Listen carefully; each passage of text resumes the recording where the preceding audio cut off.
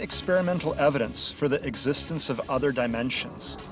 And if we were to be able to explore the meaning of these other dimensions and see how they come about, it could be that far, far in the future, this new physics would be utilized to come up with some new form of travel that allows us to at least get close to the speed of light barrier, if not surpass it. Getting close to light speed may be the most promising way to travel in time by slowing down our clocks. In this respect, the Large Hadron Collider is leading the way, even if its first step is an extremely small one. The Large Hadron Collider is 17 miles around, and it accelerates protons to nearly the speed of light. If you wanted to do that, but with human beings, a rough calculation shows you'd have to scale it up to 1,000 light years around in order to do the same thing. This is like saying that the spacecraft powerful enough to carry us to the stars at that speed would be bigger than the distance we need to travel. Big enough, in fact, to enclose the nearest 100,000 stars.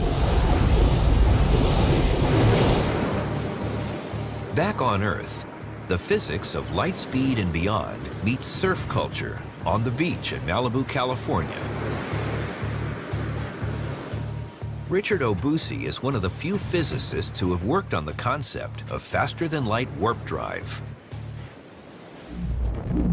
A warp ship, he says, rides a wave-like ripple of warped space, almost as a surfer rides a wave of water.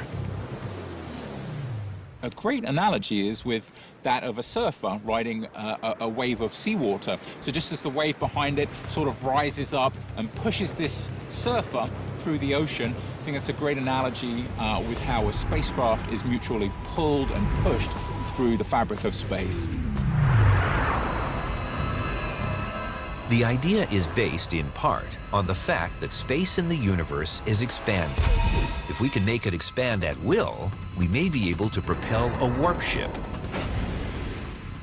We make space expand behind the ship and make it contract in front. The wave of warped space moves through the universe faster than light, while inside a so-called warp bubble, the ship is a passenger, never violating Einstein's rule against exceeding the speed of light. While warp drive is mostly science fiction at this point, there is some physics behind it. Mexican physicist Miguel Alcubierre worked out the complex math to support it in 1994. Unfortunately, there's nothing in the math that tells us how to do it. And though most scientists have major doubts, not all the skeptics are writing off warp drive completely. Warp bubbles may be impossible, they say. But what about super advanced beings building faster-than-light warp drive bullet trains to the stars and through time?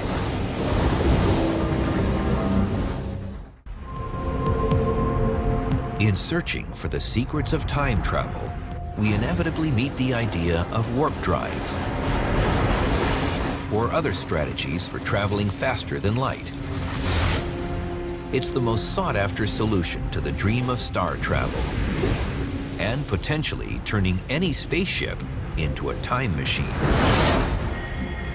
The most optimistic views of the future paint a picture of spaceships riding warp bubbles as easily as expert surfers catch waves off the beaches of Earth. But even optimistic physicists must face some harsh realities. If surfing is an analogy for how a warp ship might work, then watching a beginning surfer drives home a better point. Achieving warp drive is very difficult. This morning, I had my first surfing lesson and had this idea that in some sense we were going to be able to manipulate in some sense nature, and that I was going to be able to ride this wave, and it was going to carry me at great velocities across the ocean. But the reality is that the ocean manipulated me. It was far harder to control than I originally anticipated.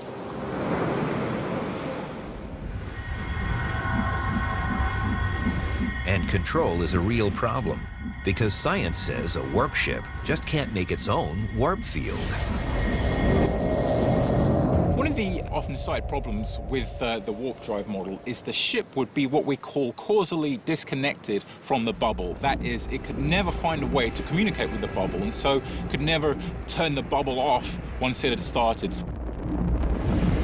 But what would happen if the starship did not have to worry about turning its bubble on and off? What you might imagine for a sufficiently advanced civilization and given sufficient new laws of physics would be some kind of warp drive escalator or corridor. And then when you would drop a ship into the prearranged warp tube, if you will, it might be able to ride some wave along to the end. It would be like a bullet train to the stars. Its passenger cars might travel faster than light. But whoever invents it would need thousands of years at sublight speeds to build it and use more energy than we can imagine. We would probably need to harness at least the energy output of an entire star, if not a lot more than that. So these are things we can talk about hypothetically, but no one has an engineering program to make it happen. When astronomers recently discovered that the expansion of the universe is accelerating, they reasoned it was driven by a mysterious dark energy that is part of space everywhere. A few people have suggested that dark energy can be harnessed as a power source for exotic devices like starships or time machines. We don't really know what the dark energy is, so it's not clear that we will never be able to harness it.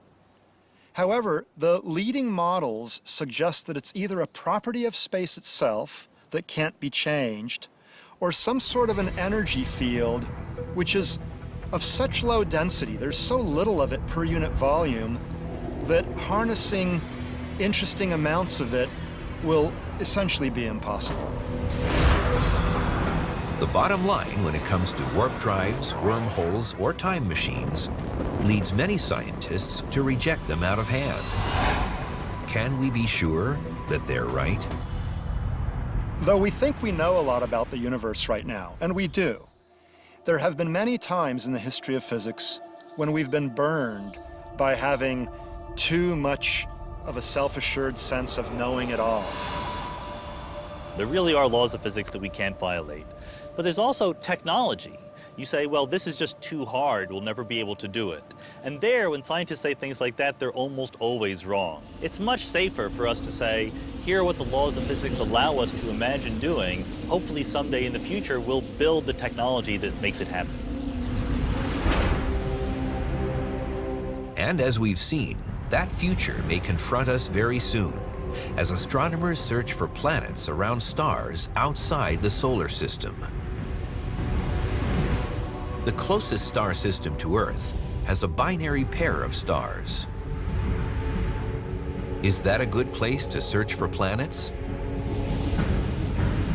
That's just what Nicole of Oklahoma City, Oklahoma, wanted to ask the universe when she wrote, "Can planets exist in a binary star system?" Nicole, that's a really cool question. It turns out that a planet in a binary system can orbit either one of the two stars very closely, or it can orbit both of them from very far away, but it can't orbit among them. It can't do a figure eight among them, for example. That trajectory is unstable, and the planet would quickly get ejected.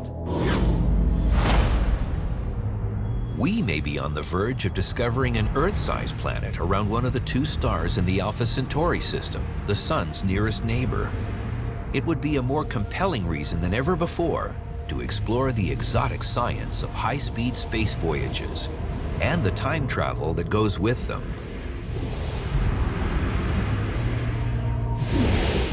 Alpha Centauri is very exciting because it now appears from a variety of different computer simulations that it's quite possible that there could be terrestrial mass planets orbiting both components of the Alpha Centauri binary system.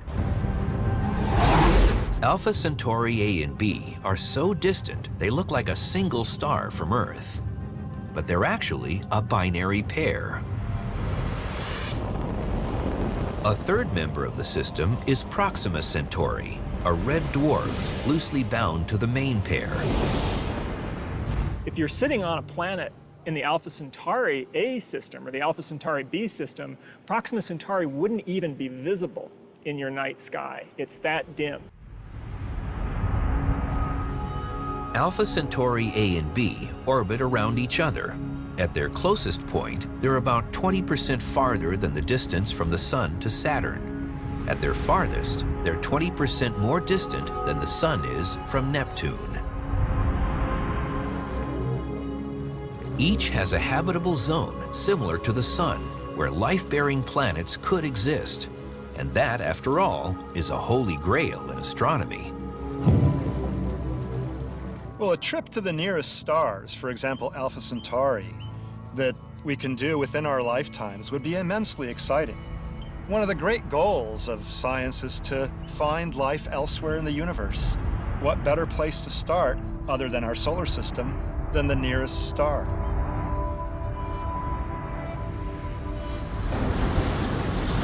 But now, space travel becomes time travel, as we set our sights on a mission that can be done under the laws of physics we know now.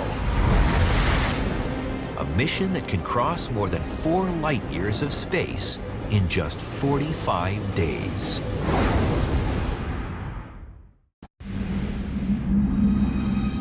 Our quest to unravel the mysteries of time now point us again to Alpha Centauri, the Sun's closest neighbor. It is the most likely first destination for a starship from Earth. A starship whose mission cannot avoid a component of time travel. We have no idea what kind of technology would actually take us from here to Alpha Centauri and back. Therefore, we might as well be optimistic and say that we just move at 99.99% the speed of light all the way there and then all the way back. The ship seems surprisingly small for one that has to make such a long trip. How can it hold enough supplies to support a crew for the duration? It can, because it is not only a starship, it is also a time machine. It would take about 8.6 years because Alpha Centauri is 4.3 light years away. But to the people on the ship, it would take less than 2 months. It would take about 45 days because they're traveling close to the speed of light. The astronauts would also have to overcome the problem of killer acceleration in quickly reaching the speed of light. Otherwise, they'd have to speed up slowly, adding time to the total trip. Alpha Centauri is the go-to destination for Earthbound beings hoping for a toehold in star travel. It's no accident that James Cameron chose it as home to his fictional moon Pandora in the movie Avatar.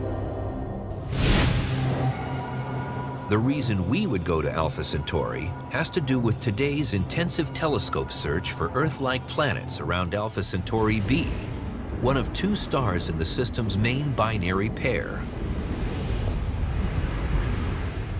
Alpha Centauri B, it turns out, is by far the best star in the entire sky for searching for low-mass Earth-like planets. But to carry out that kind of search requires a very dedicated effort. It's not something that you can accomplish in a few nights at a telescope. It's hard enough to separate the 2 main stars of Alpha Centauri in a space photograph. Trying to see an Earth-sized planet around one of them is, at the moment, impossible. The best shot we have is to find the planet by the wobble method, detecting a star's subtle back and forth motion caused by the tiny gravitational tug any planet would have on it. Like time travel, it seems almost undoable. The back and forth wobble that we need to detect is incredibly small. I'm here at the Rose Bowl, and if the Rose Bowl were the size of Alpha Centauri, then the amount of wobble that we need to detect is about this much, about 3.3 inches. And we need to detect that from 4.3 million miles away.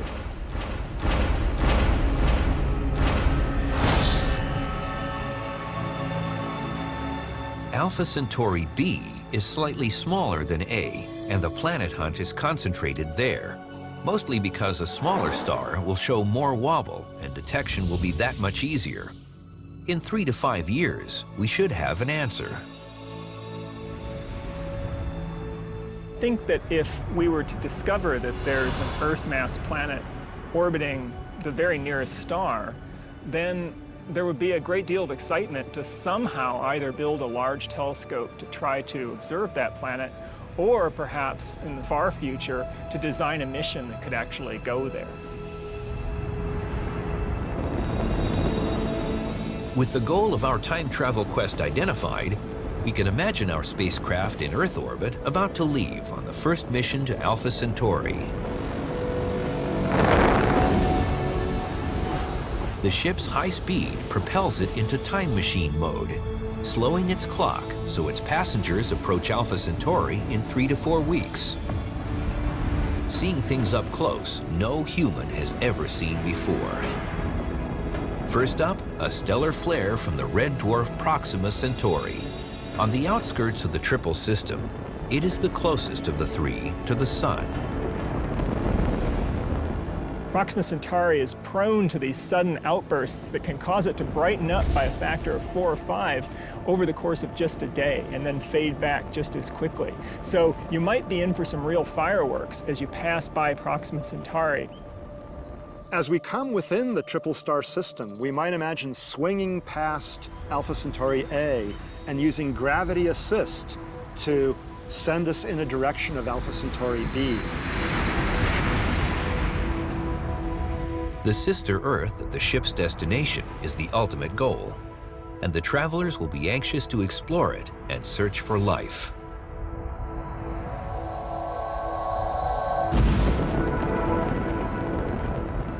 Although the trip has taken little more than a few months for the travelers, the high speed will slow down their clocks so much that when they return, nearly a decade will have passed on Earth. The realization of star travel at high speed is a dream for the far future. On an Earth where technology is so advanced and changing so fast, the difference of 8 or 10 years could be dramatic.